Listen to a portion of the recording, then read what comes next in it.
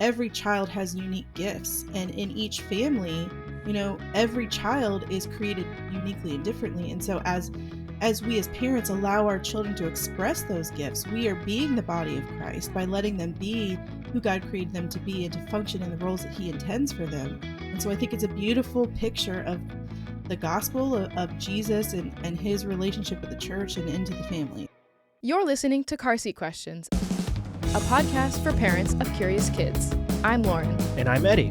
And if you're anything like us, you either have a kid or you care for a kid with questions about all sorts of things.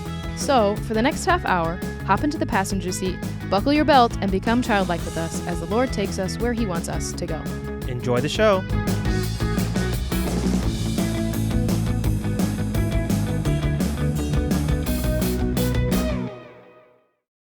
Hi, everyone. Welcome to this episode of Car Seat Questions. We are joined today by Melissa Hannigan, and we're going to be talking about kids and the family of God and our families of origin.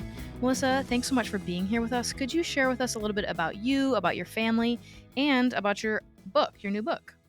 Yes, thank you so much for having me here. I'm so excited. I love the concept of car seat questions. I'm a mom of 4. So my husband and I have been married for almost 18 years, and we have a 16-year-old, a 14-year-old, a 10-year-old, and an 8-year-old. I got it right. Sometimes I get their ages messed up. The ages change so often. It's hard to keep up. Yes. Well, they're summer birthdays, so they're getting ready to like bump up, Yes. but we haven't got there yet.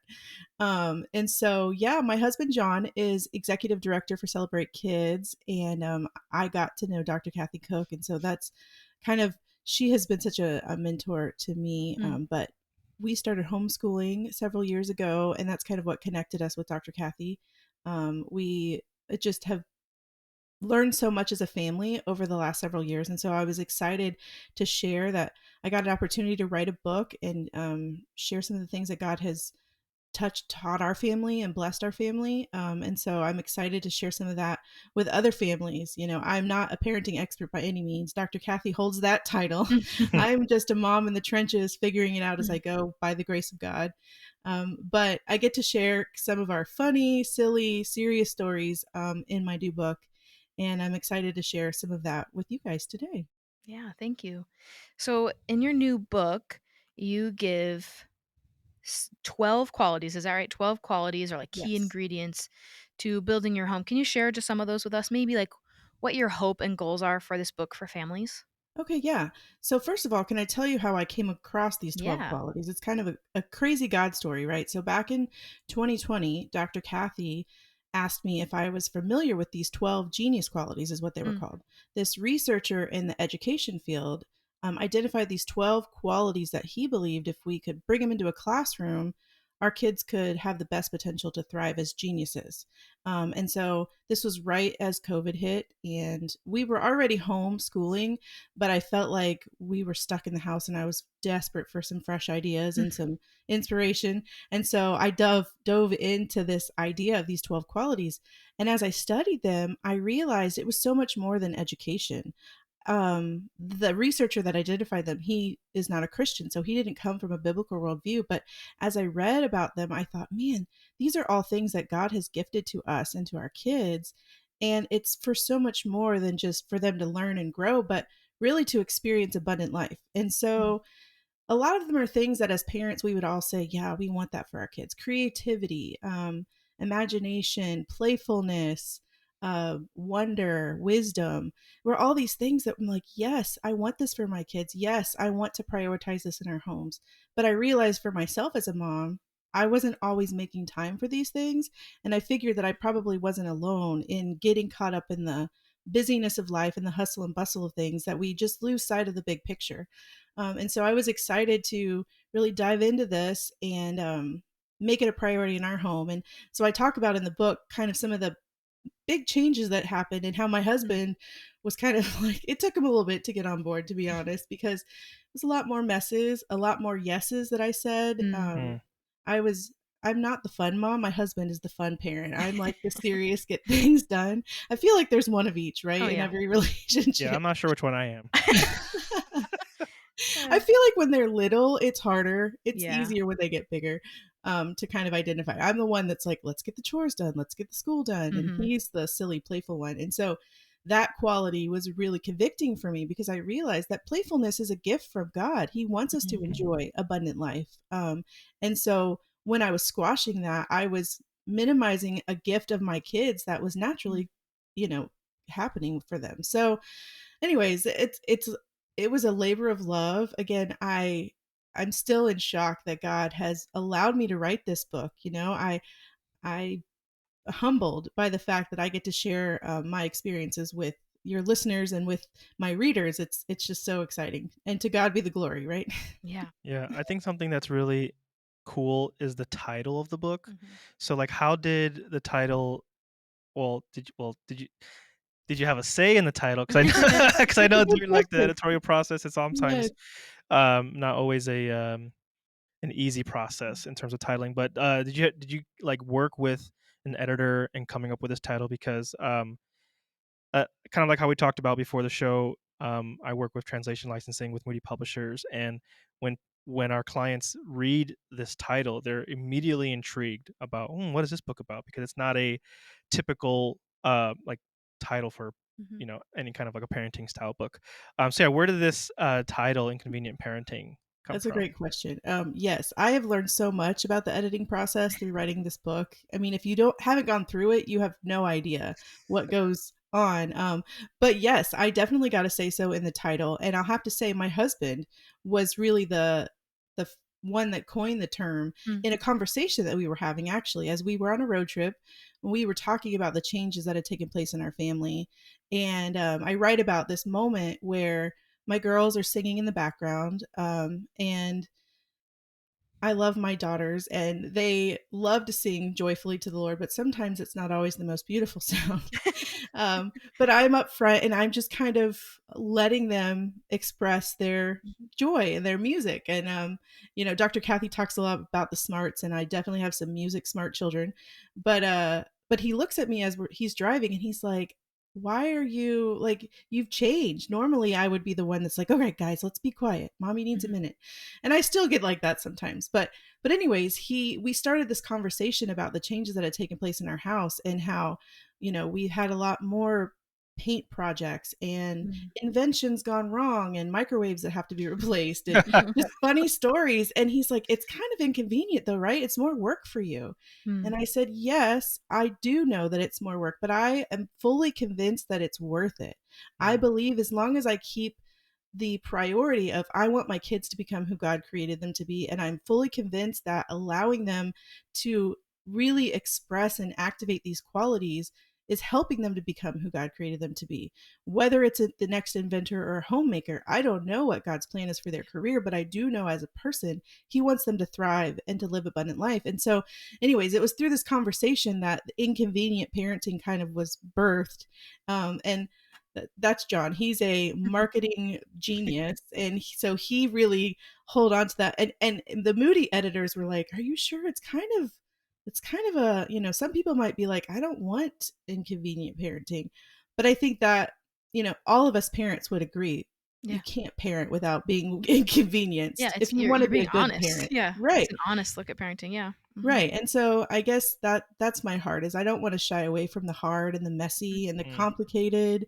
I mean, I talk a lot about conversations and how they can get hard and messy, and that's also inconvenient sometimes. You don't want to stop and have a serious spiritual conversation with your kid when the questions come up. But if we choose to, I believe God will honor that, and they will continue to come to us with their questions. So that's kind of where the inconvenient parenting idea came from. Yeah, that's awesome. Well, I hope with our kids, the bad end of it is just replacing microwaves when they grow up.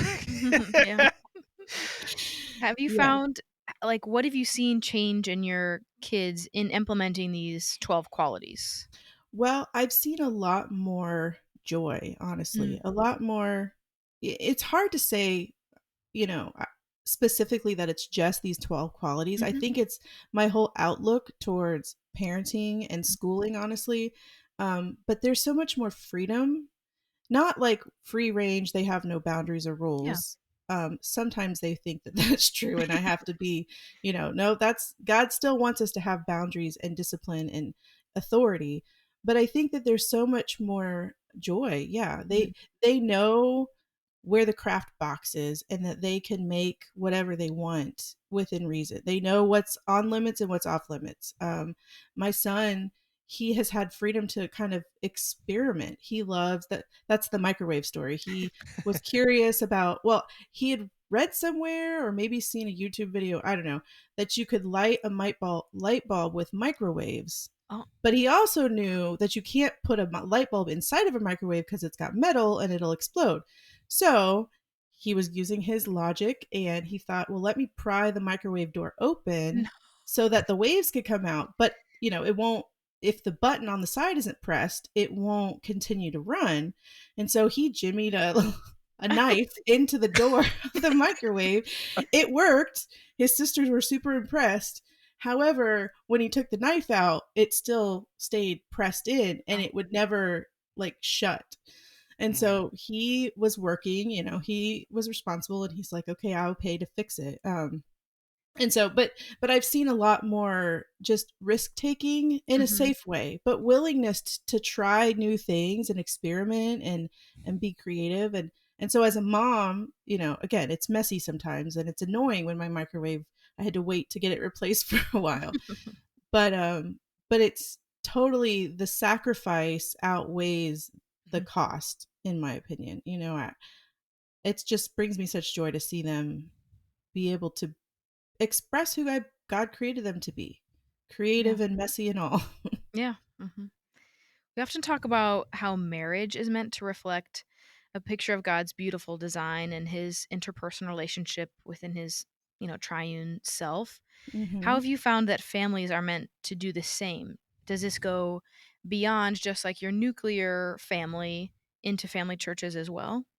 Oh, absolutely. Yeah. I believe that family was God's idea Mm, originally. God created family. And so when we function in healthy families, we reflect the glory of God. When mm, there is a mom and a dad who love and sacrifice and support each other, when there's a clear authority and the way that things function, not that one is higher or better than the other, but there's clearly defined roles that God has created intentionally and with purpose, and then the children function under that and they grow up in a home with a mom and a dad that are seeking after the Lord and serving him, then it just trickles down. And I think healthy families make up healthy churches, right? And so mm, as the church is surrounded by families that are working together to serve God and using their individual gifts, one of the big things that we talk about with Celebrate Kids is that every child is created on purpose and with purpose. And every child has unique gifts, and in each family, every child is created uniquely and differently. And so Mm. as we as parents allow our children to express those gifts, we are being the body of Christ by letting them be who God created them to be and to function in the roles that he intends for them. And so I think it's a beautiful picture of the gospel of Jesus and his relationship with the church and into the family. So I'm a big fan. Obviously, I know that not all families are like that. There are a mm. lot of different kinds of families. There are single moms that are doing the best they can to reflect Christ, and I think there's got grace for differences. But if you're talking ideal, God's original perfect design, I think that is the goal to strive for. Yeah, and I think one of the terms in your book is families are like little churches, Mm. right? So kind of along those lines, what is that? Can you expand on that just a little Yeah. bit? So again, it's funny.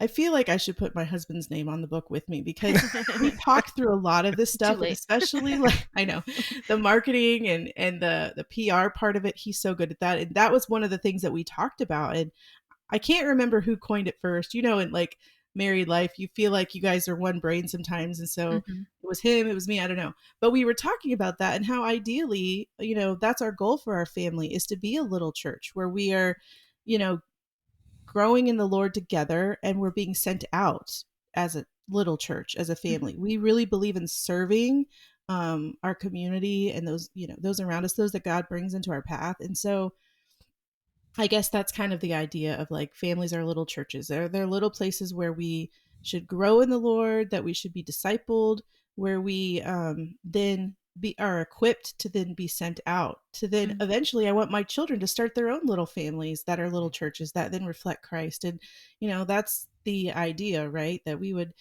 generation after generation pass on the legacy of Christ. And so in your book, you have I think it's 12, is that right? 12 key Yeah, 12, ingredients? 12. Yes. Um, and some of them maybe are words that kids that are younger may not know or understand. And even I'm thinking like one like vitality, maybe even a Right. teenager may not know that word. How can you affirm these 12 qualities in your children? And how have you affirmed these in your children, even if they may not know what it means? Yeah. Well, I think first of all, it starts with us as parents understanding and affirming them in ourselves, right? Mm, We can't give what we don't possess. And so if I'm going to prioritize and value vitality, then I need to live with abundant life, with a joy for life, mm, a zest. And I write in the chapter on vitality, that's another one that I really struggle with sometimes. Just getting caught in the mundane day to day yeah. and losing sight of just the excitement that we get to live in this world that God has created for us. And so I think as parents, if we can internalize these for ourselves, and walk them out, our kids are going to follow our examples, whether we like it or not. And sometimes it can become a problem, right? But if we're choosing to value these 12, whether they know what it's called or not, they're going to do them. Yeah. And then also looking for opportunities to celebrate when they do exhibit those things. Curiosity, they some of the words they probably know, but even little ones they might not have the vocabulary. But Hmm. if we are cheering them on when they're asking good questions, or any questions, then we are encouraging it without even defining it. That makes sense. Hmm. Yeah. Yeah. And So so have you seen examples of ways that parents have maybe unknowingly discouraged these qualities, right? Or these key ingredients with their children? yeah, absolutely. I mean, I could start by looking at myself, right? Even as I was reading about these and trying to implement them in our home, I realized when we're blowing and going, busy, busy, busy, nonstop, then I don't have the time to stop and marvel at the sunsets. Wonder is one of my favorite of the 12 qualities to really Mm, just spend time on, because it's just marveling at God's creation. But when I'm going from one activity to the next and I'm so kind of tunnel visioned, I lose sight of mhm, what's going on around me. And so, it's not a choice that I make knowingly, but I think unintentionally we just get busy. Also, we're distracted. I am the first to admit I can get so distracted by my phone. I love to read, and so even good things that I think are good, I can prioritize over slowing down and having conversations with my kids. This is a perfect example. The other day, my youngest daughter has finally gotten into Minecraft. I feel like I went through it with Yikes. all of my kids. I know. My 16-year-old, he started it and then he's kind of phased out. Now my youngest one. But I was reading a book and I was really into it, and she's like, Mommy, I want to show you this world that I built.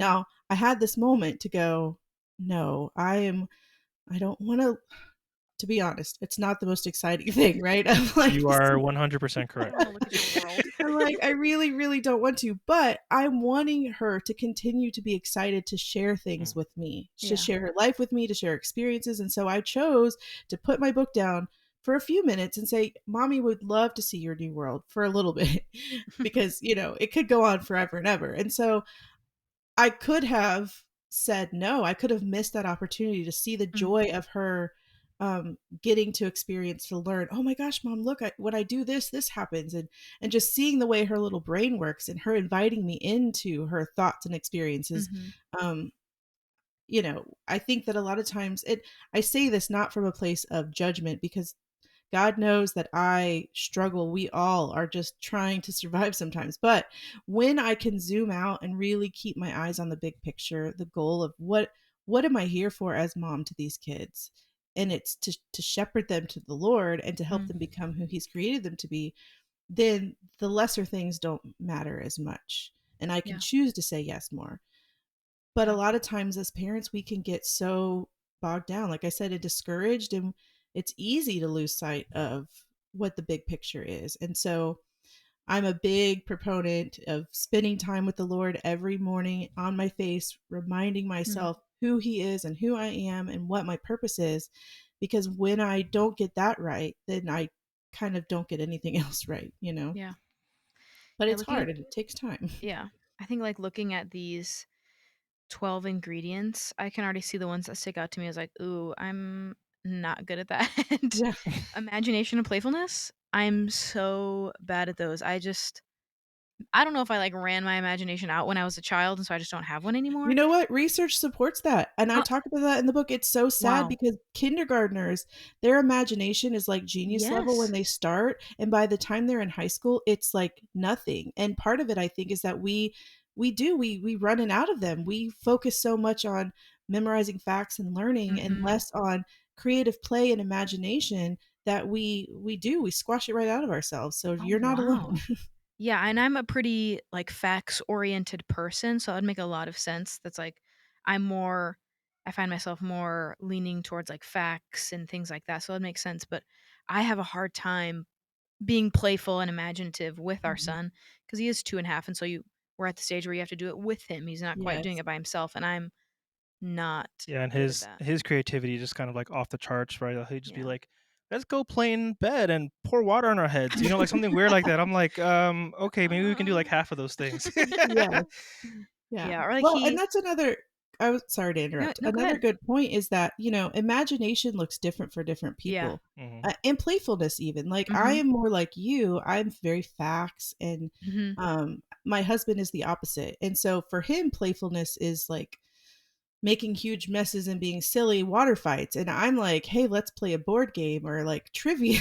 Like, Yeah. for me, that's Uh-huh. fun. For him, that's like doing school, and he thinks that's silly, and so Yeah. one of the things that I talk about is that, just because my playfulness doesn't look like his doesn't Mhm. mean that it's not there, and even as we look at our kids, we may have kids that are more studious and serious and think, Mhm. "Oh gosh, they don't have playfulness." But if we can ask good questions and find out what is fun to them, it may not be what is fun to their brother or sister, but we can still encourage their unique gifted of playfulness. Does that make sense? Yeah, and I think it comes out in, like, different ways for each parent, like you're saying. Right. Like, I was playing with paints with our son a couple weeks ago, and I was like, "Who cares? You're painting, like, you're having fun." And he's mixing all the colors. I don't really care. Who cares? Just paint. Yeah. Okay, if you like it being brown and all the colors mixed, that's fine. Yeah. And then he stops and says, "Daddy doesn't let me mix paints." And I was like, "Oh, I just broke a rule and I didn't know." But it's just that's, like, different.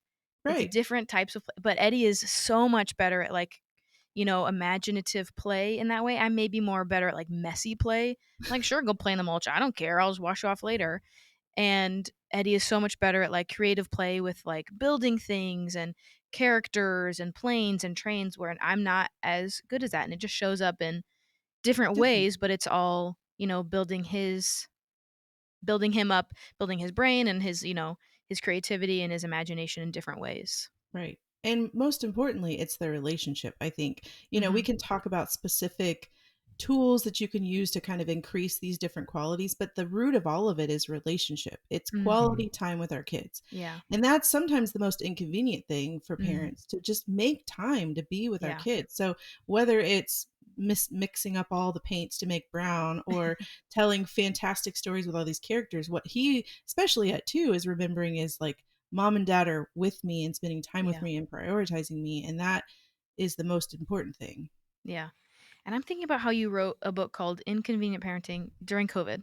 Like, the most inconvenient time that, like, most of us are gonna remember, Yeah, especially for those who are, like, have kids of, like, schooling age where they're not at home and they don't have a structure, or, like, they have a structure already of right. school and now they're at home and it's like, "Well, like, what are we Yes. doing?"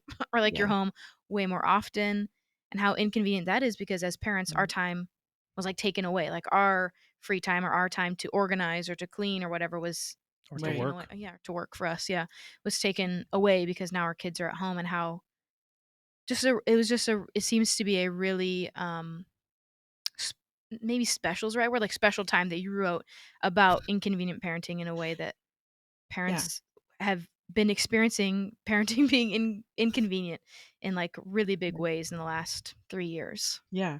I guess it was like God was saying, just embrace it, right? Like it Yeah. is what it is. It's Yeah. going to be inconvenient. Just embrace it. We were fortunate, we were already homeschooling Mm-hmm. before we were, but it was still different. My Oh yeah. husband was on the road all the time, and all of a sudden he's at home and he's working on Zoom calls all day. And I'm having to keep the kids quiet in the Yep. small house while we're trying to do school. Mm-hmm. And honestly, like time for me to write was it was Mm-hmm. difficult to kind of sneak away time. Yeah. um but yeah, it wasn't just me too. I'm looking at my friends Mm-hmm. and saying we're all having to just accept the fact that it's going to be inconvenient. And I think there's such a big power in our mindset shifts. If we can, instead of thinking of it as a negative thing but seeing it as a gift, it really helps change, at least for me, it changes my attitude towards it, right? Mm-hmm.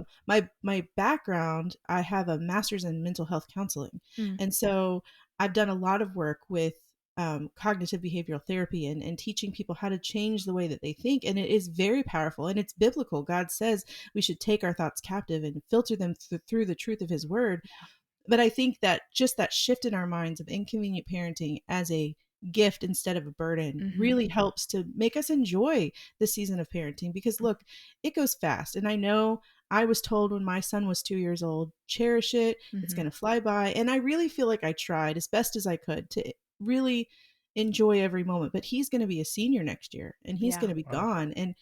And I really didn't realize how fast it went until it's gone. And I look back and now I have an 8-year-old and I'm like, you will not grow up. You will stay my baby forever. She Yes. still is allowed to come get in my bed and snuggle with me. And my husband's like, she's 8 years old. She does not need to be in bed. I'm like, No, she's gonna she won't snuggle. want to be in my bed anymore. Yes. Let them snuggle as long as they want, because soon they won't want to. Absolutely. Yeah, with Yes. our me being pregnant with our second, I keep looking at our 2-year-old. I'm like, wait, why are you so big? Wait, I'm about to have like a tiny baby, and like Yes. it's just making me realize how he's like grown, and I'm like, wait, Mhm. you can't grow up anymore. I know that my first two were 2 years apart also. So I had that same, like, he was two when Maddie was born, and it seemed like overnight he went from my baby to this Yeah. like almost self-sufficient little man. How did that Yes. happen? Yeah, like I can like ask him to do stuff for me now. Like, hey, can you go get this for me? Like, sure. Yeah, he's like basically conversational now. Oh I'm like, yeah. what? How do you know these Oh, words? And how do you know what yeah. these words mean? Yes. Yeah, it's Which makes bittersweet though, right? yeah, Like it's cute.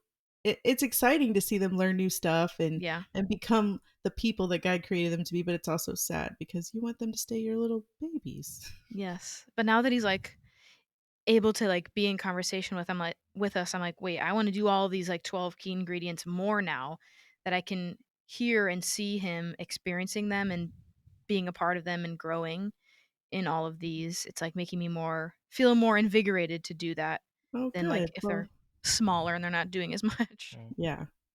It's Yeah. true.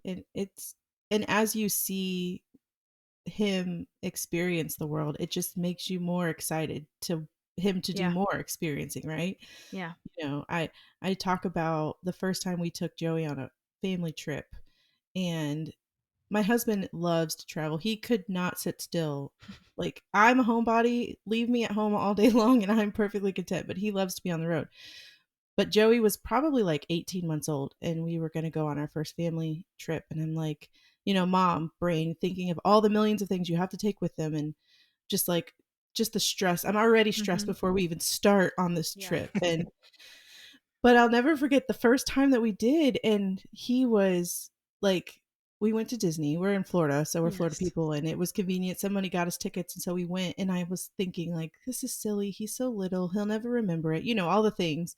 But we get there, and just watching him with his eyes wide open, taking everything in, Mhm. it was like that moment. I was like, yes, I don't want to say no to a trip if we have the opportunity, Yeah. because he may not remember that, but I will never forget the awe in his eyes and the Mhm. excitement and the experience and the joined family kind of culture that we started to establish as we were taking family trips together more.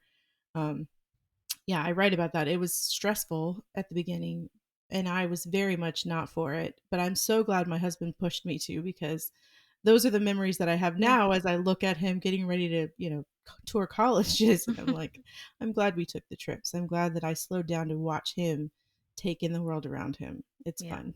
Yeah, I think a similar experience we had was the first time we took our son on an airplane, and we were both freaked Oh. out, like just Oh, horror yeah. stories of kids on Mhm. planes and crying and yelling. And for the most part, it was great up until the very end, where he was just kind of exhausted and wanted to sleep. And immediately, as soon as we got off the plane, he was like asleep in Lauren's arms. But now he loves planes, Mhm. and since then we've gone on maybe 2 or 3 different trips on planes, and he till this day talks about the entire process of going on a trip, right? So we would like drop off our car at a parking lot, and a shuttle bus will come pick us up, and then the bus will take us to the airplane. And he vividly, right? It's been like almost a year since we've went on Wow. a trip together as a family, and he still recalls this stuff. And kind of like what you're saying, I'm going to remember that probably like for the rest of my life. He may not, but I will. I'm going to remind him, like, hey, when you were like 2 years old, you used to talk about planes like nonstop, Yeah. nonstop. Yeah. And I think that's just like, again, really cool, because at first we were just really stressed out about being on a plane with him, and now he is like looking forward to the next time we can go on a plane as a family. Yeah, Yeah. that's awesome.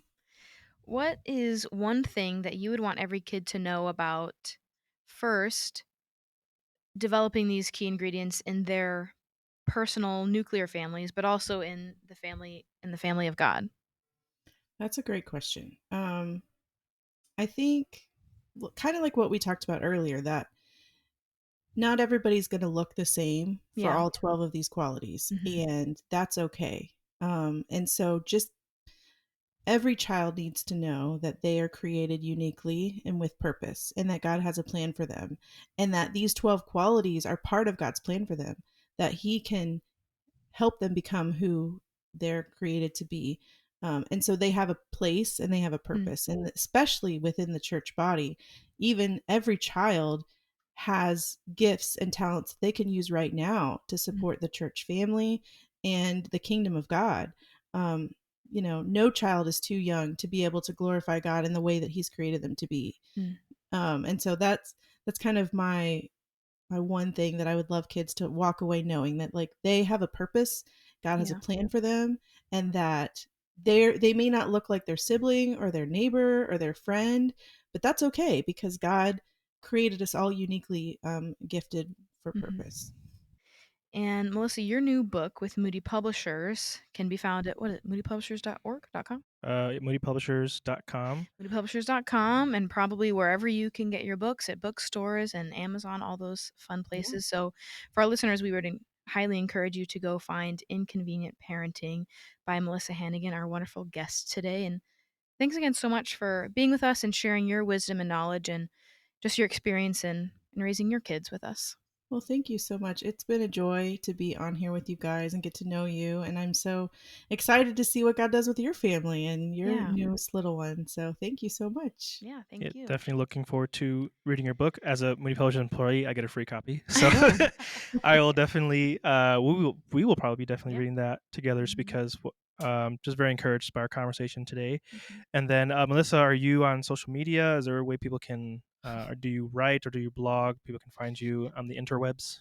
yes, I haven't blogged in a while, but with celebratekids.com, they can go to that website. Ignite the Family, we're kind of doing this like dual thing, but they might merge to be one. So, but Celebrate Kids and Ignite the Family social medias is mostly where they can find me. And then I'm on Facebook and Instagram. Like, I guess I should maybe get an author page. I don't know. But right now, I'm just a mom who's living her Yes. life, doing the best I can. So, yeah. Awesome. So with all of our episodes, we'd like to close off with a benediction. So if you would join us in that. To him who is able to do far more than we can understand, may he give us the wisdom to raise our children to first love God above all else and love others as themselves. Go in peace. Amen. Thanks again, Melissa, for joining us, and thank you to the listener for joining us for this episode. Episodes drop every Wednesday, so be sure to subscribe wherever you get your podcasts so that will drop right into your feed. You don't have to go anywhere, just downloads right there. And we'll see you next Wednesday. Thanks. Bye. Thanks for joining us this week on the Car Seat Questions podcast. Be sure to like, subscribe, and comment, and just let us know what you thought. Be sure to follow us on YouTube, wherever you find your podcasts, Instagram, TikTok, basically anywhere, and drop your comments below about what you thought about the episode.